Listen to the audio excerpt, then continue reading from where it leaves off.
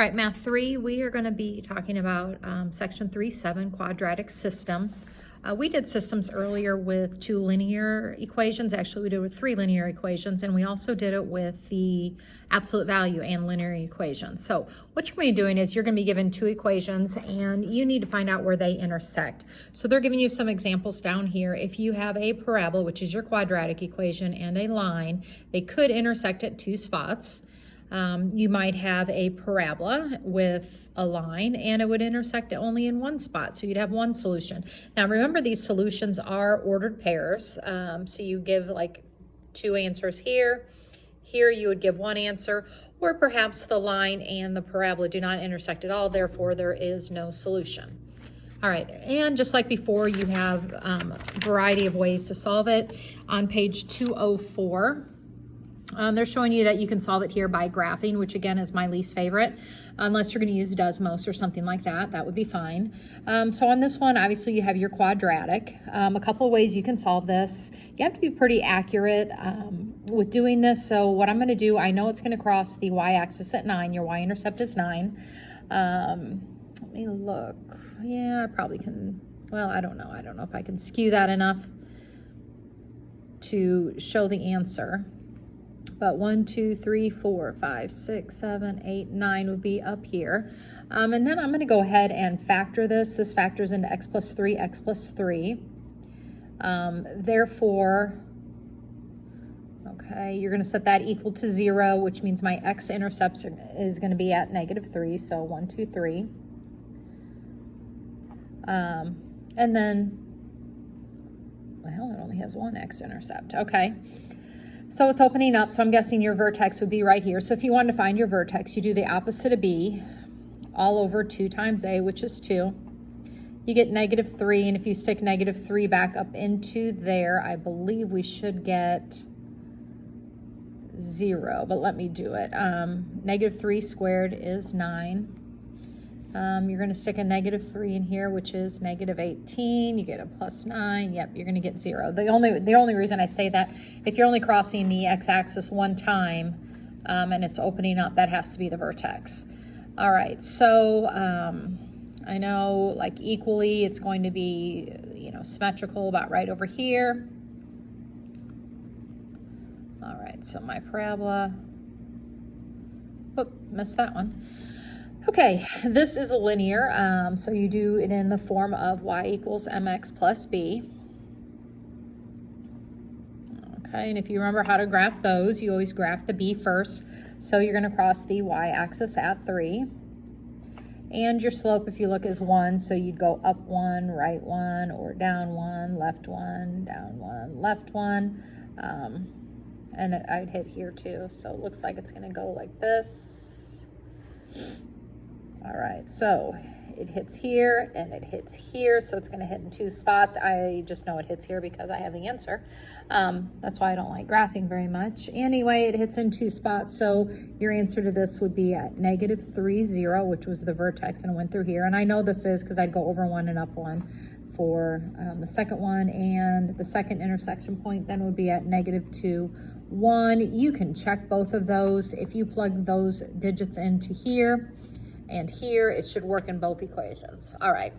I'm not going to do the next 2 because they come out with really bad answers, which means you had to have used Desmos to do it. So there's no use in me doing that. Okay. The next way we're going to do is solving system of equations by substitution. All right, so I'm still on page 204, and it's just like anything else. You're going to take a value and substitute it into the other equation. So I'm going to take this right here, which is what y equals in this equation, and I'm going to substitute it right there. So I'm going to rewrite this as x plus 5 equals -x squared minus 3x plus 10. All right, now you're going to solve it just like you would any other equation. I'm going to get everything to one side and set it equal to 0. So I'm going to subtract the x. Just make sure you're lining up your like terms. I'm going to subtract the 5 over and subtract the x over. All right, so I have a negative. Actually, I'm just going to go ahead and I'm going to change my mind. I'm bringing everything over here because that way it'll make the x squared a positive. So I'm going to have a positive x squared because I brought it over. I'm going to add my 3x over, so that would give me a 4x. And I'm going to subtract the 10 over, which is a negative 5. All right, so now that I'm down to a quadratic, you have your options. Remember, you can solve by factoring, you can solve by completing the square, you can solve by using your quadratic formula. It does not matter. You're just trying to solve for the x that makes it equal 0. All right, so in this case, I believe we have two numbers that multiply to give me a negative 5 and add to get me a 4. So it looks to me like these are the two answers. So if I set both of those parentheses equal to 0, I'm going to get x to equal a negative 5, and I'm going to get x to equal a 1, which means they're going to intersect at two spots. One when x is negative 5, and again when x is positive 1. So what I'm going to do then is take these values, substitute it into either one of these equations. It's going to be a lot easier to do your linear one right here. So the first I'm going to put negative 5 in here. What's negative 5 plus 5? Well, that gives me a y as a 0. Then I'm going to go and put a 1 in here. What is 1 plus 5? You get 6. You can then take these 2 points, plug them into this one if you want for your x, and you should get your y back out. You can check those answers to make sure that they work. You should never be wrong. All right, so same thing here. I would take this, put it in here. You're just going to solve and factor. All right, here, when you have a system of quadratic equations, again, you can just use your substitution if you want, or you can line them up and try to do it by using elimination, but I think your substitution is going to be your easiest case. So I will do one of these. So I'm going to take this little bit right here, and I'm going to plug it in for that y. So I have a negative x squared plus 5 is equal to x squared minus 4x plus 5. Okay, now remember when I'm going through all of these, you guys can get onto your Pearson Realize account, and it will also walk you through these, and you can practice some. All right, in this case, I'm going to bring everything to this side because I want to keep my x squared a positive, so I'm going to add it over here, which gives me 2x squareds. All right, I don't have any other x's to combine with, so it stays as a negative 4x, and then I'm going to subtract the 5 over here. Well, if I subtract the 5, I'm going to get a 0, so I don't have anything. All right, so I'm going to go through. The easiest way to do this is to pull out your greatest common factor, which is a 2x. And if I pull out a 2x, I'm left with x minus 2 is equal to 0. So I'm going to set each of these equal to 0 and solve for x. All right, here I divide by 2, so one of my x's will be a 0, my other x will be a 2. All right, so one x was 0, the other x was a 2, which means it intersects in 2 points. All right, then I'm going to go and put the 0 into one of these equations. It doesn't matter, I'm going to use the lower one. I'm going to put 0 in here, which gives me an answer of 5 back out. Be careful here, if I put a 2 in here, I do your order of operations. So I square the 2, which is 4. That makes it a negative 4. Negative 4 plus 5 is 1. Those are the 2 spots, and again, you can take these and plug them into the top equation and see if they work. If they don't work, then we're not right. All right, go ahead and you can try part B down here and see what you get. On here, well, let's just go ahead. Let me do this one because I think we get a kind of a unique answer. All right, so let me just figure out what happens because it should be a no solution. Now let's figure out why. All right, so again, I'm going to bring everything over to this side over here. So I'm going to add the x squared over again, which gives me a 2x squared. I don't have any x's, so we'll stay a negative 4x. I'm going to add the 5 over, which gives me a 10, set it equal to 0. I can factor out a 2. Okay. All right, then you're going to get to this step, and you're not going to be able to factor. There are no 2 numbers that multiply to give you 5, but add to give you a negative 2. So what I'm going to do is the quadratic formula. All right, so the quadratic formula, here's your A is 1, your B is negative 2, and your C is a 5. All right, so I'm going to do the opposite of B, plus or minus the square root of B squared, which is 4 minus 4 times A times C, all over 2 times A, which is negative 4. What's going to happen right here with your discriminant, you're going to take 4 minus 20, which gives you a negative 16 underneath here. And as soon as you have a negative, you should know that it has no x-intercepts. That also means that we cannot solve this one. All right, by putting that in, it made the discriminant a negative. So that one is your no solution. All right, so if you want to, on the top of page 206, if you want to give number 5 a try, go ahead. You are going to have some X's here you can combine and do all that. Anyway, the finished answers for this one should be that, so you can go ahead and try it and see what you get. All right, on the bottom of page 206, we're going to be doing inequalities. All right, remember your inequalities, you have your shading. So all you're going to be doing is graphing these parabolas and shading. I don't know if it'd be easier to check that out on Desmos or what you want to do. But let's go ahead and do this system here. All right. Well, I'm going to wait and see what we do. All right, I know this one opens down. We know it's going to cross here at 3. All right, because we're going to put zeros in for your x's, which means it's going to cross at 3. So I think I'll be pretty safe putting it about right here. Okay, so I'm going to make me think 1, 2, 3. It's where I cross my axis. I'm going to do my vertex. So my vertex, if you remember, it's the opposite of B over 2 times A. So -2, I'm going to stick -2 in here. -2 squared is 4. That makes it a -4. When I stick a -2 in here, that gives me a +8 plus 3. So it looks like I got 4 plus 3, which is 7. So -2, 7 looks like where it's going to cross. So -2, I guess maybe I should have skewed it. There's -2, 1, 2, 3, 4, 5, 6, 7. All right, so it looks like you go over 2, so I need to go over 2. Let's make it symmetrical here. All right, now I can figure out where you're going to cross your x-axis as well, because that may not be the most accurate. Let's see, if I pull out a negative, I get x squared plus 4x minus 3. Do I have anything that multiplies to give me -3 but adds to give me 4? I don't believe I do, so that does not factor in a perfect number. So I could do the quadratic formula on this and get decimals, but I'm going to leave it. All right, it says here that it is a less than. Oh, shoot.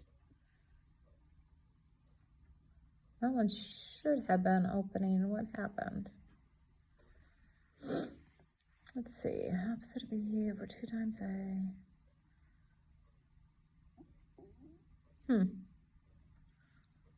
Oh, I did. Never mind. I'm just losing my mind. Okay, sorry about that, folks. I'm back with me.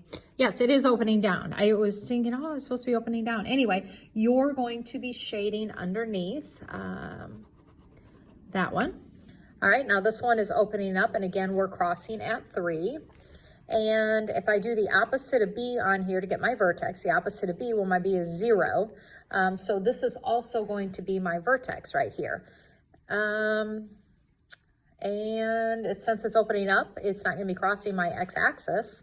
So it looks like my slope is 1. So from this point, I'm going to go over 1, up 1, over 1, up 1, and I can go over 1, up 3, over 1, up 3. All right, so it goes like this. And it goes like that. And it is oops, that should be dotted. My bad. Dotted, and we are shading this way. So really, the only spot that should be shaded completely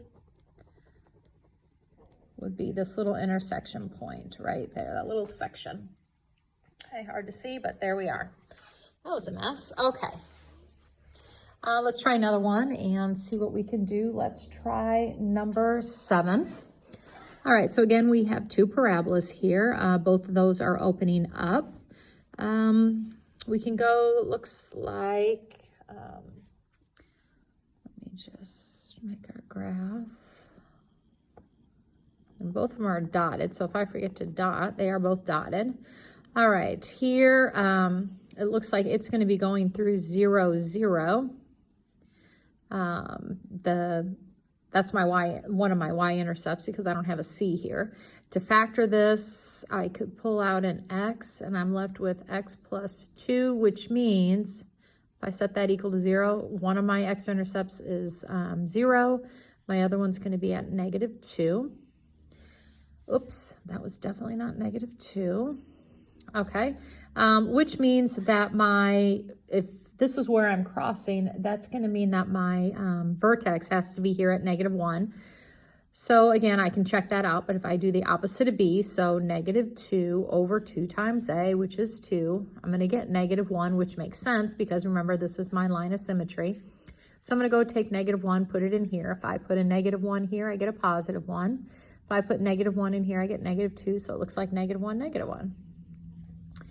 All right, and then if you want to, you can go over 1, up 3 from there, over 1, up 3, dotted, okay. And since it's greater than, I'm going to be shading inside, okay? So we can pretend we're shading inside. All right, this one, I'm going to be crossing the y-axis at -1. Okay, so I'm going to be crossing right there.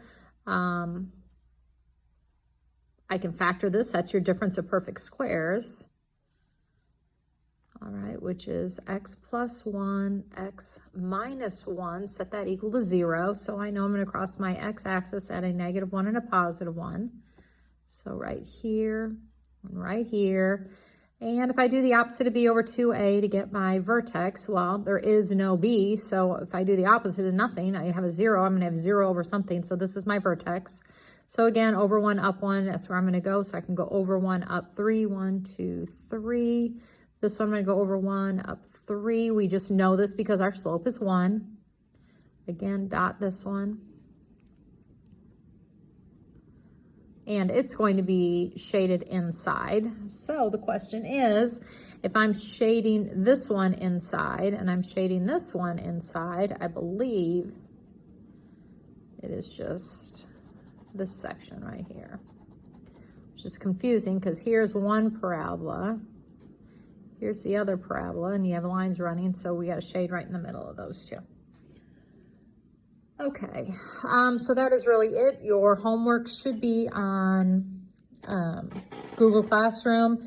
So like I said, on these, I would probably just use your substitution, substitute that in, get everything to one side, and then use your quadratic formula or complete the square to solve for x. Once you get x, you substitute it back in to get your y. Good luck, and let me know if you have questions.